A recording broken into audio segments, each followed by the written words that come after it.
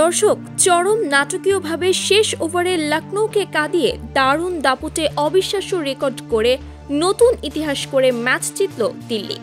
আর তাই চরম হতাশায় ম্যাচ হেরে উপস্থাপকের প্রশ্নের সংবাদ মাধ্যমে এসে লখনৌর অধিনায়ক ঋষভ পন্থ বলেন, আজ যদি তাসকিনের মতো বোলার থাকতো তাহলে আমরাই ম্যাচ জিততাম। তার কারণ এদিন আমাদের ব্যাটিং ভালো হলেও বোলিং ছিল চরম হতাশার। আমি কখনো ভাবিনি এত রান করেও এইভাবে ম্যাচ হারতে হবে। সত্যি বলতে আজ যদি তাসকিনের মতো বোলার থাকতো অবশ্যই আমরা এই ম্যাচটি হেসে খেলেই জিততে পারতাম। দর্শক, খবরের বিস্তারিত জানুন পুরো প্রতিবেদনে। আজ প্রথমে টসে ব্যাটিংয়ে 4 ছক্কার ঝড় তুলে 210 রানের বিশাল লড়াকু টার্গেট ছুড়ে দেয় প্রতিপক্ষ দল দিল্লিকে।